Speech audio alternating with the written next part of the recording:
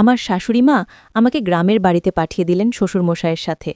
সেদিন হঠাৎ বৃষ্টি এলো আর আমি বাইরে ভিজে বাড়িতে ঢুকলাম। বুঝতে পারলাম শাড়িটা পুরো ভিজে গেছে আর খোলা চুলগুলো কাঁধের ওপর নেমে পড়ছে। বৃষ্টির জল মুখ দিয়ে গড়িয়ে পড়ছিল আর ঠান্ডা বাতাসে এক শীতল অনুভূতি হচ্ছিল। বৃষ্টিতে ভেজার অভিজ্ঞতাটা যেন একেবারেই অন্যরকম ছিল। ঘরের মধ্যে মোমবাতির মৃদু আলো আর বাইরের বৃষ্টির ঝিরঝির আওয়াজ পুরো পরিবেশটাকে একেবারে অসাধারণ করে তুলেছিল। শাড়ি ঠিক করতে করতে আমি শ্বশুরমশাইকে বললাম, বাবা, জানালা আর দরজাগুলো বন্ধ করে দেবেন, নইলে জল ঘরে ঢুকে যাবে। আমার কথা শোনার সাথে সাথেই তিনি জানালাগুলো বন্ধ করে দিলেন, কিন্তু তার দৃষ্টিটা কিছুক্ষণ আমার উপরই স্থির ছিল জানো। তিনি কিছুক্ষণ আমাকে দেখলেন, সম্ভবত দেখছিলেন আমি পুরোপুরি ভিজে গেছি কিনা। আমি তারই দেখাটা অনুভব করলাম, কিন্তু কিছু না দেখার ভান করে বললাম, বাবা, মোমবাতিটা নিয়ে ওপরের ঘরে চলুন, যেন আমি কাপড় বদলাতে পারি আর একটু আরামে বসতে পারি। শ্বশুরমশাই কিছুক্ষণ পরে তার দৃষ্টি সরিয়ে নিয়ে বললেন যে, ঠিক আছে বৌমা, চলো তাহলে ওপরের ঘরে যাই। আমরা দুজন ওপরের ঘরে গেলাম। তারপর আমি বাথরুমে গিয়ে বাবাকে ডেকে বললাম, বাবা, এখানে এতগুলো কল কেন খোলা রাখছেন? আপনি এখানে দেখুন এবং জল বন্ধ করুন। শ্বশুরমশাই বাথরুমে এসে নলগুলো বন্ধ করতে লাগলেন। ঠিক তখনই আমার পা হঠাৎ ফসকে নাল আর বাবাজি আমাকে তখনই ধরে ফেললেন। আমার মনে তখন বেশ অস্বস্তি হচ্ছিল, কিন্তু আমরা দ্রুত পরিস্থিতি সামলে নিলাম। তারপর শ্বশুরমশাই আমাকে বাথরুমে ডেকে নিলেন। বন্ধুরা, আজকের গল্পটি আরও অনেক অনেক স্পেশাল হতে চলেছে, কেউ কিন্তু মিস করো না। আর দয়া করে গল্পগুলো ভালো লাগলে ভিডিওটি লাইক দিও, শেয়ার এবং চ্যানেলটি সাবস্ক্রাইব করো প্লিজ প্লিজ। তো এমন সময় আমার শাশুড়িমার ফোন এলো। আমি আগে থেকেই বুঝতে পারছিলাম যে কিছু একটা গুরুত্বপূর্ণ কথা হবে, কারণ তিনি সাধারণত তেমন কোনো কারণ ছাড়া এত তাড়াতাড়ি আমাকে ফোন করেন না। আমি তখন অফিসে ছিলাম। আমি ফোনটা তুলে নিলাম এবং তার কণ্ঠে হালকা উত্তেজনা লক্ষ্য করলাম। তিনি সরাসরি বললেন, বৌমা, তোমাকে তোমার শ্বশুরের সাথে গ্রামে যেতে হবে, অনেক গুরুত্বপূর্ণ কাজ আছে। আমার শাশুড়িমার কথা শুনে আমি একটু অবাক হয়ে গেলাম। আমার মাথায় তখনই ভাবনা এলো, কেন তিনি নিজে যাচ্ছেন না আর কেন আমাকে যেতে হবে? আমি শান্তভাবে বললাম যে, শাশুড়িমা, আপনি এবং আপনার ছেলে কি একসাথে যেতে পারতেন না? আমার অফিসের কাজ রয়েছে।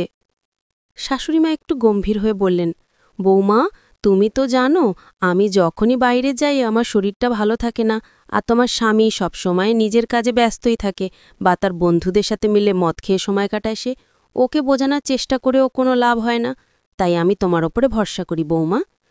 তার কথা একটা সত্যতা ছিল।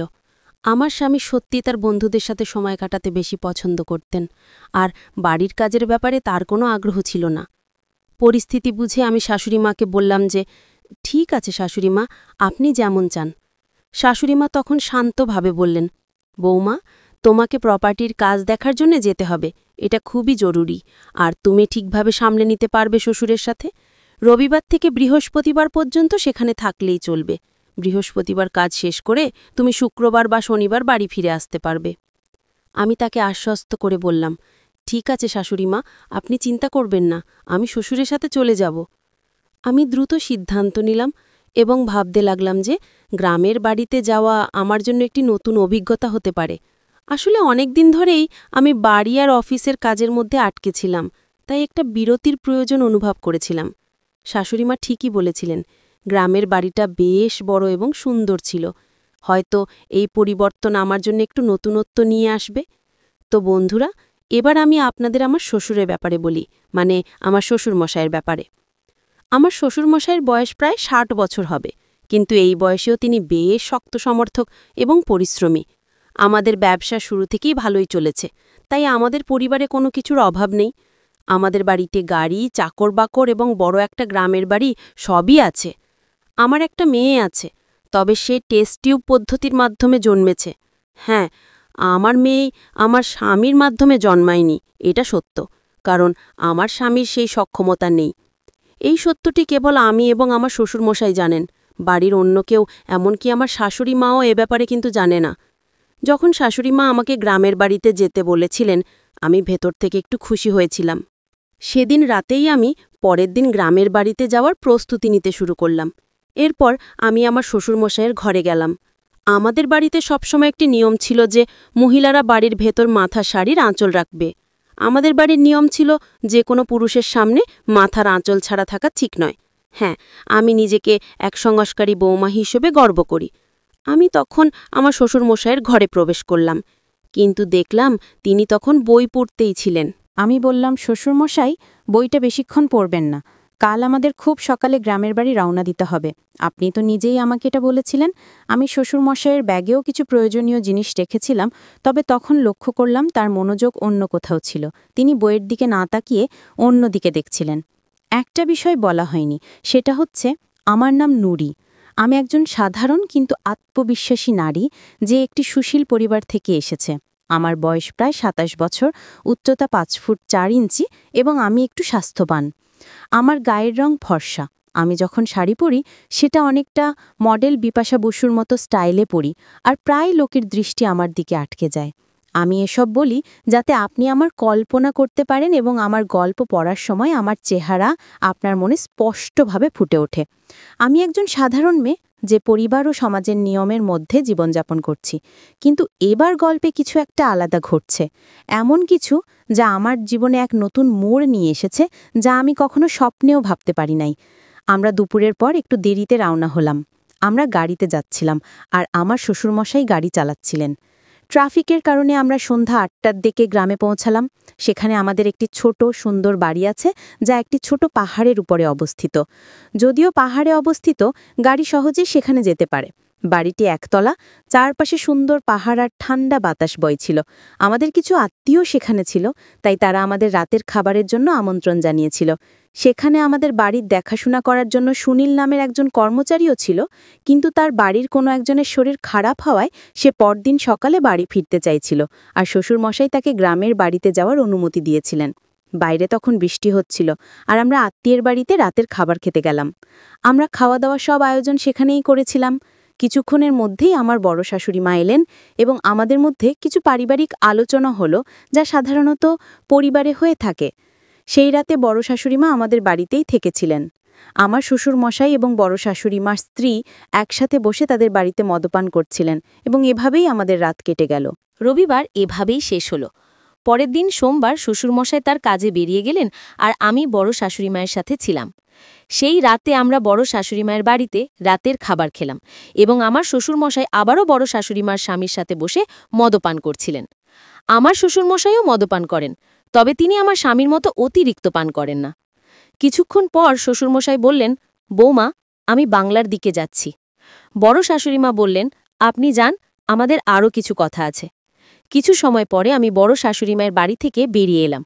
তখন বাইরে প্রবল বৃষ্টি হচ্ছিল, তাই বড় শাশুড়িমা আমাকে একটি ছাতা দিলেন এবং আমি বাড়ি ফিরে এলাম। বাড়িতে এসে দেখলাম শ্বশুরমশাই আবারও মদপান করতে করতে টিভি দেখছেন। আমি বাড়িতে পৌঁছানোর সময় বৃষ্টি এবং বাতাসের কারণে পুরোপুরি ভিজে গিয়েছিলাম। আমাদের বাড়িটি ছিল বেশ বড় একটি বাংলা, কিন্তু আমি সেটিকে বাড়ি বলতেই বেশি ভালোবাসতাম।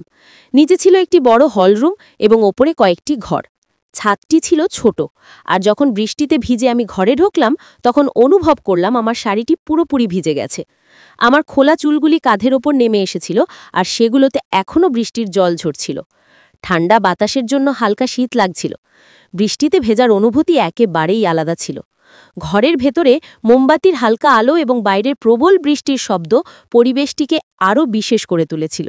আমি আমার শাড়ির আঁচল ঠিক করতে করতে শ্বশুরমশাইকে বললাম, বাবাজি, জানালা এবং দরজা বন্ধ করে দিন, না হলে জল ভিতরে চলে আসবে। আমার কথা শুনে তিনি সাথে সাথেই জানালাগুলি বন্ধ করে দিলেন, তবে কিছুক্ষণ ধরে তার দৃষ্টি আমার দিকেই স্থির ছিল। তিনি আমার দিকে তাকিয়েছিলেন, যেন দেখার চেষ্টা করছিলেন আমি সম্পূর্ণ ভিজে গিয়েছি কিনা। তার সেই নজর আমার একটু অস্বস্তি লাগল। আমি সেটাকে উপেক্ষা করে বললাম, শ্বশুরমশাই, মোমবাতিটি নিয়ে উপরের ঘরে চলুন, যাতে আমি কাপড় পরিবর্তন করে একটু বিশ্রাম নিতে পারি। কিছুক্ষণ পরে শ্বশুরমশাই তার দৃষ্টি সরিয়ে নিলেন এবং সম্মতি জানিয়ে বললেন, ঠিক আছে বৌমা, চলো উপরে যাই। আমি এবং শ্বশুরমশাই উপরের ঘরে চলে গেলাম। এরপর আমি বাথরুমে ঢুকে বললাম, বাবাজি, এখানে এতগুলো পানির ট্যাপ কেন খোলা আছে? আপনি একটু দেখুন এবং এগুলো বন্ধ করে দিন, না হলে এভাবে পানিগুলো অপচয় হচ্ছে।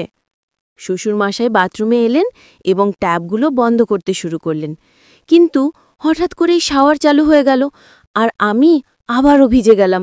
আমি তখন নীল শাড়ি পরেছিলাম, আর মাথার আঁচলটাও ছিল। দেখলাম শ্বশুরমশাই নির্ভয়ে আমার দিকে তাকিয়ে আছেন, যেন ভয়ে আছেন আমি কিছু বলি কিনা।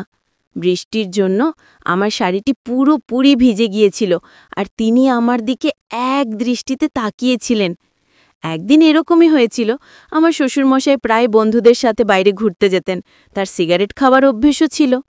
একদিন সকালে আমি দোকানে গিয়েছিলাম, তখনও বৃষ্টি হচ্ছিল। আমি যথারীতি মাথার শাড়ির আঁচল নিয়ে বেরিয়েছিলাম। আমি খুবই পরম্পরাগত মানসিকতার বউ। ছাতা নিয়ে দেখলাম শ্বশুরমশাই রাস্তার পাশে দাঁড়িয়ে আছেন। আমি ছাতাটি তার দিকে বাড়িয়ে দিলাম, কিন্তু দেখলাম তিনি আমার দিকে এক দৃষ্টিতে তাকিয়ে আছেন। তার চোখ যেন আমার দিক থেকে সরতেই চাইছিল না। মনে হচ্ছিল আমাকে তিনি কিছু বলতে চান। বাড়ি ফিরে এসে আয়নায় তাকিয়ে দেখি শাড়ির সামনের অংশ কিছুটা ভিজে গিয়েছে, যা আমার চেহারায় আলাদা আলাদা একটা সৌন্দর্য এনে দিয়েছে। শাড়িটি শরীরের সাথে লেগে থাকায় নিজেকে একটু অন্যভাবে দেখলাম। পিছনের দিকটাও কিছুটা ভিজে গেছে, সেটা খেয়াল করলাম।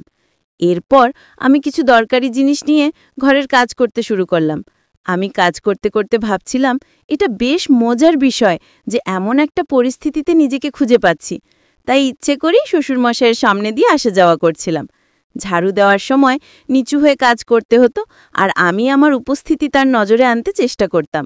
শ্বশুরমশাইও মাঝে মাঝে তাকিয়ে দেখতেন, আর কিছুটা হাসি মুখে তার অভিব্যক্তি লক্ষ্য করতাম। আবার কিছুক্ষণ পর শ্বশুরমশাই ঘরে ফিরে এলেন। তখন আমি পুরোপুরি ভিজে গিয়েছিলাম, তাই শাড়ি বদলাতে হলো। শ্বশুরমশাই বসেছিলেন যেখানে একটি আলমারি ছিল। আমি আলমারি খুলে আরেকটি লাল শাড়ি বের করলাম। ঘরের পাশে আরেকটি ছোট কক্ষ ছিল যেখানে আমি শাড়ি বদলাতে গেলাম। শ্বশুরমশাই তখন বারান্দায় বসে বিশ্রাম নিচ্ছিলেন। দরজাটা সামান্য খোলা রেখেছিলাম, কারণ ঘরে একটু বাতাস আসার দরকার ছিল।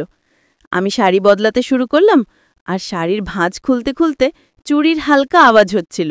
শ্বশুরমশাইও বাইরে বসেছিলেন, তবে তার উপস্থিতি তেমন গুরুত্ব দিচ্ছিলাম না। আমার শাড়ি বদলানোর সময় আমি পুরোপুরি নিজের কাজে মনোযোগ দিচ্ছিলাম। যদিও ঘরের পরিবেশে একটা অন্যরকম মৃদু অস্বস্তি টের পাচ্ছিলাম, কিন্তু এটিকে খুব সাধারণভাবেই নিলাম এবং কাজ চালিয়ে গেলাম। আমি লক্ষ্য করছিলাম বাবাজি তখন বারান্দায় বসে বিশ্রাম নিচ্ছিলেন। আমি বুঝতে পারছিলাম যে তিনি আমার কিছু কাজ খেয়াল করছিলেন। তিনি ধুতিটা কিছুটা ঠিক করছিলেন। ঘরটি কিছুটা অন্ধকার ছিল, তবে মোমবাতির নরম আলো ঘরের পরিবেশকে একটু আলাদা করে তুলেছিল। আমি ধীরে ধীরে শাড়ি বদলাতে শুরু করলাম। যদিও শাড়ি পুরো শরীরকে সহজেই ঢেকে নিতে পারে, আমার মনে হচ্ছিল এটি যথাযথভাবে জড়িয়ে নিতে সময় লাগছে। আমার আর বাবাজির মধ্যে বেশ কিছুটা দূরত্ব ছিল, প্রায় ১২-১৫ ফুট। তিনি সোফায় বসে বাইরে তাকিয়েছিলেন এবং আমি আমার কাজ নিয়ে ব্যস্ত ছিলাম। আমি আমার চপ্পলের বোতাম খোলার চেষ্টা করছিলাম, যা বেশ শক্ত হওয়ায় খুলতে কিছুটা সময় লাগছিল। অবশেষে অনেক চেষ্টা করে বোতামটা খুলতে পেরেছি। বাবাজি তখন ধুতিটা একটু ঠিক করছিলেন এবং তার সামান্য নড়াচড়া ঘরের অন্ধকারের মধ্যেও আমি দেখতে পাচ্ছিলাম। আমি চপ্পলের শেষ বোতামটা খুলে একটু অন্যদিকে ঘুরলাম। হয়তো তিনি তখন চারপাশের সবকিছু ভালোভাবে লক্ষ্য করতে পারছিলেন, কারণ রাত তখন প্রায় ২টো। আমি বাবাজির দিকে একটু বেশি ঘুরে গিয়েছিলাম। শাড়ি বদলানোর সময় আমার চুরির শব্দ ঘরে প্রতিধ্বনিত হচ্ছিল। শাড়ি পাল্টাতে পাল্টাতে আমি বললাম, শ্বশুরাব্বা, আজ আপনার দিন কেমন কাটল? আজ তো অনেক কাজের মধ্যে ছিলেন, মনে হয় ক্লান্ত হয়ে পড়েছেন। শ্বশুরমশাইয়ের ধুতিটা ঠিকঠাক করতে করতে বললেন, হ্যাঁ বৌমা, আজ কাজ অনেক ছিল, কিন্তু আমি ক্লান্ত নই। এই গ্রামের বাতাসে যেন প্রাণ ভরে দেওয়া যায়। আমি ইতিমধ্যেই আমার শাড়ি পরছিলাম এবং এরপর ধীরে ধীরে বাকি জামা গুছিয়ে নিচ্ছিলাম। সেই সময় আমি বাবাজির সঙ্গে কথোপকথন চালিয়ে যাচ্ছিলাম। ঘরে বিদ্যুৎ ছিল না, তাই আমি একটা মোমবাতি জ্বালিয়েছিলাম, যার আলোতে বাবাজির মুখটা ঠিকভাবে দেখা যাচ্ছিল না। আমি শ্বশুরকে বললাম, শ্বশুরাব্বা, মা আর কাকাকে নিয়ে খুব চিন্তায় আছি। বাবাজি বললেন, বৌমা, তোমার চিন্তা করার কিচ্ছু নেই। আমি বললাম, বাবাজি, কত রাতের মতো আজও বারান্দায় শুইতে যাবেন না? বাইরে আজ অনেক বাতাস আর ঠান্ডা। আমাদের বিছানাটা বড়, আমার সঙ্গেই বিছানাতেই শুয়ে পড়বেন। আমার কথা শুনে তিনি চুপ থাকলেন, কিছু বললেন না। আমি আবার শাড়ি পরতে শুরু করলাম। মনোযোগ দিয়ে শাড়ির শেষ অংশটা ঠিক করে নিলাম। ঘুরে দাঁড়িয়ে নিজেকে সামলে নিলাম। তারপর হালকা হাসি দিয়ে শ্বশুরকে জিজ্ঞাসা করলাম, বাবাজি, আমার শাড়ি কেমন লাগছে? বাবাজি একটু অবাক হয়ে তাকালেন। আমি আবার বললাম, বাবাজি, নতুন শাড়িতে কেমন লাগছে? এরপর আমি বারান্দার দিকে হাঁটতে শুরু করলাম। শ্বশুর তখনও সোফায় বসেছিলেন, আমার দিকে তাকিয়ে। আমি বললাম, শ্বশুর, আপনি বারান্দায় আসুন, একটু গ্রামের বাতাস খেতে ভালো লাগবে। শ্বশুর কিছুক্ষণ পর বারান্দায় এলেন। আমি তাকে আবার জিজ্ঞেস করলাম, শ্বশুর, বলুন তো, আমাকে এই শাড়িতে কেমন লাগছে? আমি তখন মাথায় পল্লু দিয়ে দাঁড়িয়েছিলাম। বাবাজি বললেন, হ্যাঁ বৌমা, তোমাকে অনেক সুন্দর লাগছে শাড়িতে। এরপর বললাম, শ্বশুর, আপনার সঙ্গে একটা কথা বলার আছে। বাবাজি বললেন, হ্যাঁ বৌমা, কি কথা? আমি বললাম, শ্বশুর, আপনার মনে আছে যখন আপনার বন্ধু বা আমার স্বামীর বন্ধুরা আসে, আমি আপনাকে বলি তাদের জন্য চা নিয়ে যান? বাবাজি বললেন, হ্যাঁ বৌমা, মনে আছে। আমি বললাম, তারা আমায় এক বিশেষ দৃষ্টিতে দেখে, কিন্তু এতে আমার অনেক অস্বস্তি লাগত। বাবাজি একটু চিন্তিত হয়ে বললেন, বৌমা, এভাবে ভাবার কোনো দরকার নেই। আমি হালকা হেসে বললাম, বাবাজি, এই বিশ্বাসটা আমাদের মধ্যে থাকুক। আমি জানি আপনি আমাদের কেমনভাবে দেখেন, এতে আমার কোনো আপত্তি নেই। আপনার দৃষ্টিভঙ্গি আমার ভালো লাগে। আপনি অনেক ভালো মনের মানুষ। কিছুক্ষণ চুপ থেকে শ্বশুর বললেন, বৌমা, তুমি কি খুশি? আমি হেসে বললাম, শ্বশুর, এবার আসল কথায় আসি। শ্বশুর বললেন, হ্যাঁ বৌমা, কি কথা? সংকোচ করো না, বলো। আমি বললাম, শ্বশুর, আপনি কি মনে করেন আমি সত্যিই খুশি? হ্যাঁ, আমরা ধনী, আমাদের সব কিছু আছে, গাড়ি, বাড়ি, টাকা, কিন্তু এরপরেও কি আমি খুশি? বাবাজি বললেন, বৌমা, তোমাকে খুশি দেখতেই আমার ভালো লাগে, কিন্তু তুমি খুশি নও কেন, বলো। আমি একটু চুপকেচে বললাম, শ্বশুর, আপনার ছেলে। শ্বশুর প্রশ্ন করলেন, আমার ছেলের কি সমস্যা আছে বলো। আমি গভীর শ্বাস নিয়ে বললাম, বাবাজি, আপনি কি মনে করেন শুধু অর্থ আর সম্পত্তি থাকলেই সুখ পাওয়া যায়? আসল সুখ তো দাম্পত্য জীবনের। শ্বশুর আব্বা কিছুক্ষণ চুপ করে থেকে বললেন, বৌমা, তোমার যা বলার আছে খোলাখুলি বলো, সংকোচ করো না। আমি একটু দ্বিধা করে বললাম, আপনার ছেলে এখন আর আগের মতো আমার সঙ্গে সম্পর্ক রাখছে না। আমাদের মধ্যে যে যোগাযোগ ছিল সেটা আর নেই। বাবাজি স্থিরভাবে শুনলেন। আমি বললাম, আমি জানি বাবাজি, আপনার জীবনেও হয়তো অনেক চাপ আছে, আপনার নিজের জীবনের দায়িত্বগুলোও কম নয়। বাবাজি তখনও শান্তভাবে শুনছিলেন। আমি বললাম, আপনাকে সবসময় খুব শান্ত দেখি, কিন্তু আমি বুঝতে পারি আপনারও হয়তো কিছু অনুভূতি আছে যা আপনি প্রকাশ করেন না। বাবাজি আমাকে দেখে একটু নার্ভাস হয়ে পড়লেন, তারপর হঠাৎই গম্ভীর হয়ে বললেন, বৌমা, তুমি কেমন কথা বলছো? আমি কখনো এমন কিছু ভাবিনি, আর না তোমাকে সেই চোখে দেখেছি। তুমি তো আমাদের পরিবারের মান সম্মান, আর আমি সবসময় তোমার প্রতি সম্মান এবং শ্রদ্ধার দৃষ্টিতে তাকিয়েছি। আমি একটু ঘাবড়ে গেলাম, কিন্তু আমার কথা চালিয়ে গেলাম। বাবাজি, আমি এসব কথা বলছি কারণ মাঝে মাঝে মনে হয় আমরা আমাদের সম্পর্কগুলো নিয়ে খোলাখুলি কথা বলতে পারি না। আপনি আমাকে খুব সম্মান করেন, কিন্তু আমি কয়েকবার আপনার চোখে কিছু আলাদা দেখেছি। বাবাজি কিছুটা অস্বস্তিতে পড়ে গেলেন, কিন্তু আবারও গম্ভীরভাবে উত্তর দিলেন, তোমার ধারণা ভুল বৌমা। পরিবারের সম্পর্কগুলো খুব পবিত্র এবং আমাদের সবসময় সেগুলো সম্মান করা উচিত। তোমার এমন কিছু ভাবার প্রয়োজন নেই। যদি তোমার কখনো এমন অনুভূতি হয়ে থাকে, আমি তার জন্য ক্ষমা চাই, কিন্তু আমার উদ্দেশ্য কখনোই এমন ছিল না। আমি শ্বশুরের কথাই সত্যতার ছোঁয়া পেলাম। তিনি সবসময় পরিবারের দায়িত্ব সততার সঙ্গে পালন করেছেন, আর হয়তো আমি ভুল বোঝাবুঝির শিকার হয়েছি। আমি মাথা নিচু করে বললাম, মাফ করবেন বাবাজি, আমি হয়তো কিছু ভুল বুঝেছি। আমার মনে হয় আপনাকে বুঝতে আমার অনেক ভুল হয়েছে। বাবাজি কোমল স্বরে বললেন, বৌমা, এই বাড়িতে তুমি আমাদের মেয়ের মতো। হ্যাঁ, আমি চাই তুমি সবসময় খুশি থাকো এবং এমন কোনো ভাবনা মনে না রাখো যা আমাদের সম্পর্ককে দুর্বল করে। সেই মুহূর্তে আমার মনে হল আমি অযথা বাবাজি আর আমার সম্পর্ক নিয়ে ভুল ধারণা পুষে রেখেছিলাম। আমি নিজেকে প্রতিজ্ঞা করলাম, ভবিষ্যতে আমি কখনো এমন কিছু ভাবব না এবং সবসময় পরিবারের সম্পর্কগুলোকে সম্মান দেব। সম্পর্কগুলোর মধ্যে সততা ও খোলামেলা কথোপকথন অত্যন্ত গুরুত্বপূর্ণ। যখন আমরা আমাদের ভাবনা ও অনুভূতিগুলো নিঃসংকোচে ভাগ করি, তখনই সম্পর্কের ভিত্তি মজবুত হয়। যে কোনো সম্পর্কের শক্তি নির্ভর করে আমরা একে অপরের প্রতি কতটা সৎ এবং আন্তরিক। কখনো কখনো আমরা আমাদের ভাবনা ও অনুভূতিগুলো লুকিয়ে রাখি, যা ভুল বোঝাবুঝি সৃষ্টি করতে পারে। যখন আমরা কারো প্রতি আগে থেকে কোনো ধারণা বা মত তৈরি করি, তখন বাস্তবতা থেকে দূরে সরে যাই। এই বিভ্রান্তি আমাদের সম্পর্কগুলোতে অপ্রয়োজনীয় চাপ তৈরি করে। যদি আমরা আমাদের মনের কথা খুলে না বলি, তাহলে অপর ব্যক্তি আমাদের সম্পর্ককে সঠিক ধারণা পাবে না এবং ভুল সিদ্ধান্তে পৌঁছতে পারে। তাই একে অপরের সাথে খোলাখুলি কথা বলা অত্যন্ত গুরুত্বপূর্ণ। এতে শুধু আমাদের অনুভূতিগুলো পরিষ্কার হয় না, পাশাপাশি অন্যজন আমাদের অবস্থান ও চিন্তাভাবনা সম্পর্কে সঠিক ধারণা পায়। সৎ কথোপকথনের মাধ্যমে সম্পর্কের বিশ্বাস ও বোঝাপড়া বাড়ে, যা আমাদের একে অপরের আরও কাছাকাছি নিয়ে আসে।